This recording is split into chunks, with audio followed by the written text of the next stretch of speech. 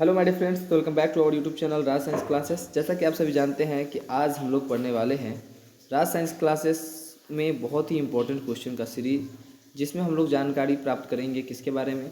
तो हम लोग जानकारी प्राप्त करने वाले हैं ग्रीन हाउस क्या होता है, किसके बारे में, ग्रीन हाउस प्रभाव क्या है। इसी को हरित गृह प्रभाव भी बोला जाता है। तो ये मोस्ट इंपॉर्टेंट क्वेश्चन है जो बोर्ड एग्जाम में आता है और बहुत सारे बच्चों का कमेंट भी आ रहा था, इसलिए हमने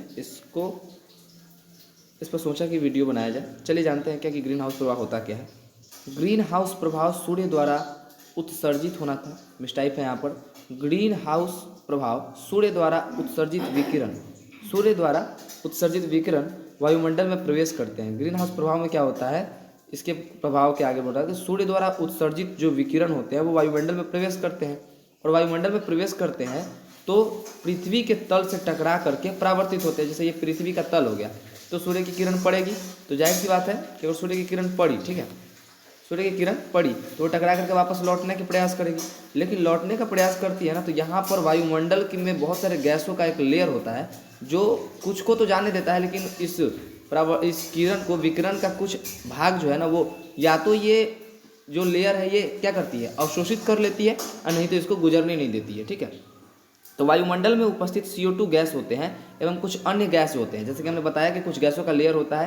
पृथ्वी से परावर्तित विकिरण को क्या करता है, ये जो परावर्तित होकर के विकिरण जो गई है, इसको कुछ सीमा तक क्या करती है, कुछ सीमा तक वायुमंडल के ऊपरी भाग में ही क्या कर लेती है, रोक लेती है, भाग में रोकती है। हमने बोला था ना कि ये पृथ्वी का एक लेयर बन गया ऊपर से क्या है, गैसों का, और ये रहा पृथ्वी का सतह। तो सूरज की किरण आएगी लेकिन टकरा करके जाएगी, तो ये कुछ भाग क्या करती है, इस विकिरण का ये लेयर सब क्या करती है, CO2 गैस एवं अन्य बहुत सारे गैस होते हैं जो इसको रोक लेते हैं, कुछ भाग इसका रोक लेते हैं, अवशोषित कर लेते हैं, या तो रोक देती है, नहीं तो परावर्तित विकिरण जो होते हैं इसको अवशोषित कर लेती है। मतलब ये जो लेयर है, ये जो लेयर आप देख रहे हैं, ये लेयर इस किरण को क्या कर लेती है, अवशोषित कर लेती है। इससे अवशोषित करने से होता क्या है कि इससे वायुमंडल के तापमान में वृद्धि हो जाती है। जो वायुमंडल है, जो एटमॉस्फेयर है, उसके तापमान में वृद्धि हो जाती है, और यही आसमान में जब तापमान में जब वृद्धि हो जाती है तो वायुमंडल में गैसों द्वारा पृथ्वी से परावर्तित विकिरणों का अवशोषण कर लेने के कारण ये वायुमंडल क्या हो जाता है, गर्म होना जा रहा है। और यही जो गर्म हो जाता है ना, इसी गर्म होने को क्या कहते हैं, ग्रीन हाउस प्रभाव कहा जाता है। ग्रीन हाउस प्रभाव के लिए सबसे उत्तरदायी है CO2। क्या है,